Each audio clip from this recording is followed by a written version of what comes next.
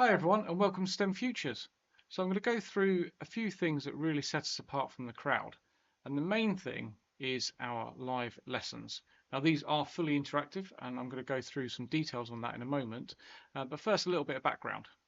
So you'll hopefully have gone through the website, seen the advert, read a little bit on our bios, and we sort of hope to make it clear there that we are expert teachers. We've been teaching for a large number of years. It has meant we have taught through the pandemic, before the pandemic. We learned a lot about online learning during that period. We have been and are examiners. I myself still lecture for the Open University, which is also predominantly online. So we have quite a lot of experience. We have also all privately tutored, both small groups, in person, online. So we really have covered that wide range of education and teaching. Now, we've chosen to set this company up in this way because of that experience. So we chose Adobe Connect as our way of presenting our lessons. This system is set up to be more of an educational tool rather than video conferencing like the common platforms. That allows us now to set up something that really is interactive. And we all know that students who don't interact in a lesson are not going to learn as much. They're not going to be engaged. They're going to essentially be staring at a screen and probably zoning out for a lot of it. So our aim is to get that interactivity going. Now I've got a lesson already shared. Normally at this point the students would come in and there'd be a starter up some questions that may be linked to a previous lesson or something like that, just while people are entering the room. Then I would switch to the main lesson and we would start the main part of the lesson. Now I do that in the typical way. I've got a question up. I'm going to start writing, explaining what I'm doing as I go. Right now I'm going to subtract 23 from each side because I need my quadratic to be equal to 0, and so on and so forth. So explaining while I'm writing, that is usually clearer for students. I then have perhaps a typed version that I can then talk over as well. Now at this point what I want to know if this is enough for the student. Is this example been enough for them to understand this topic? Now if I'm only doing one example, it probably means that we've been through this in a previous lesson. But I need to check that. So what I do is I put up another question and I say to them, okay students, you can get started on this, and in a moment I'm going to put some options up for your answers. So I give them a little bit of time so that they've got started, and then I put up the multiple choice questions. Now the students at this point and just before this point have some options. Okay, so before the multiple choice comes up, they can ask questions. Now they can ask questions in the chat. So remember the left hand side of the screen is the student view. So they could ask for help. And at that point I can see, and everyone can see, who has asked for help. So I've also got another student online, which is Gareth. So if he asks for help,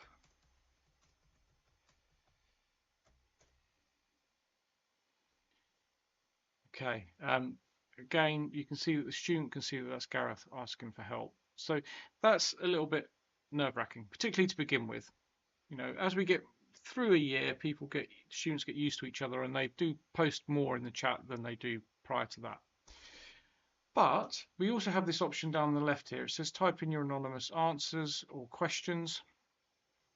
Okay, so they can put in questions or answers there. It should say anonymous questions or answers. The point is that it's anonymous. So if the student asks a question, so if I get Gareth to do it,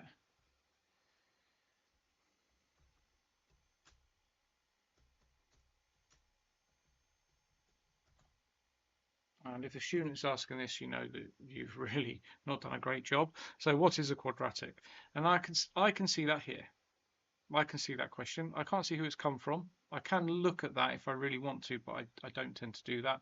But if we look at the student view, the student can't see there's even been a question asked.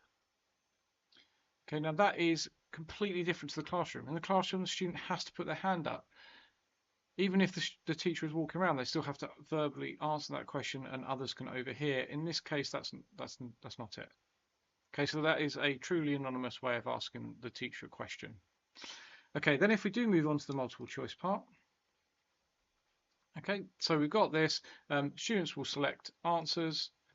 Depending on how many in the room will depend on how many answers we get. Now, you can see on mine that 2 people have answered.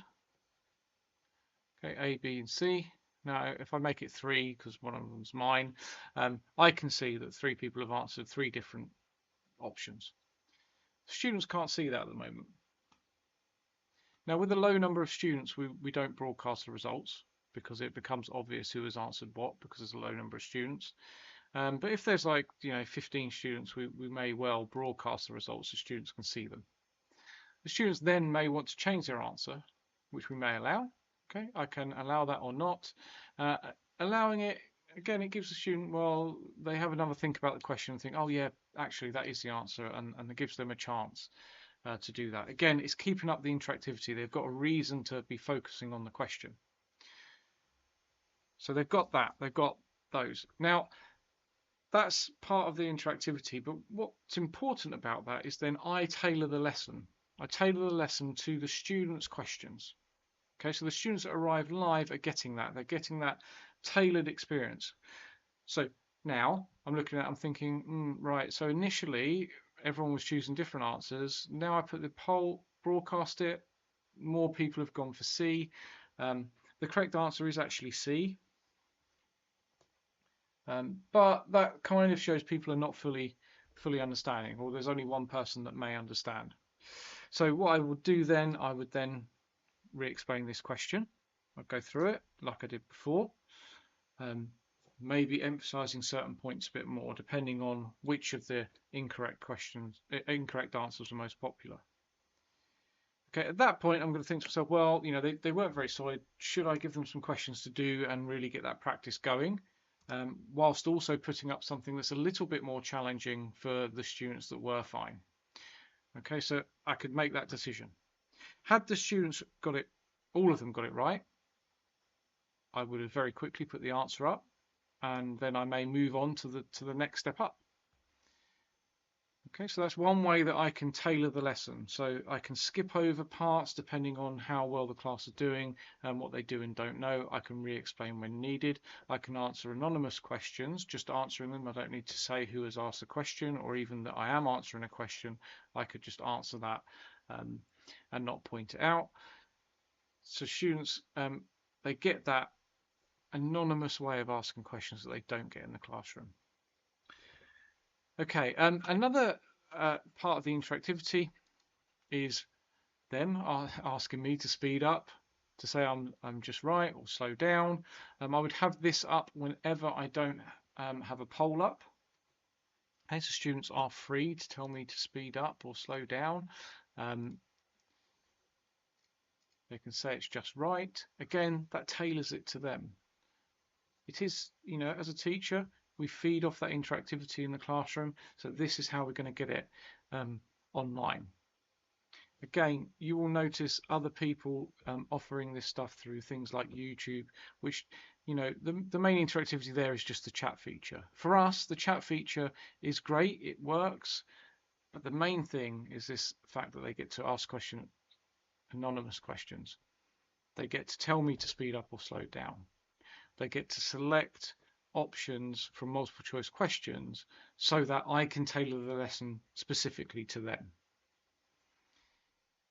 We also sometimes may be discussing some questions and the student wants to write something on the screen. So I switch to this screen where they've still got the anonymous questions at the top where they can ask questions.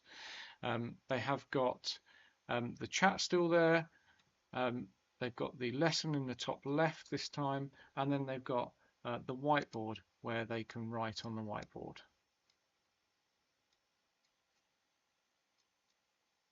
Okay, so I can see that. Everyone can see that. They can't necessarily see who has written it though. I can if I need to. Again, but I won't do that. But some students may find it easier to ask questions in that way to explain what they're saying.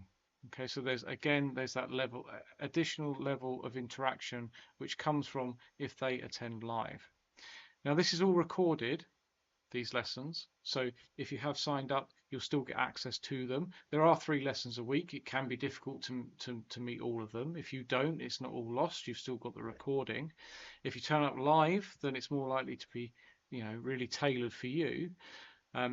But when we do record it, these are anonymized. So the attendees, that's anonymized. It will just have user 123. The chat will just say user 123. There will be no way of telling which students attended to someone just watching the video.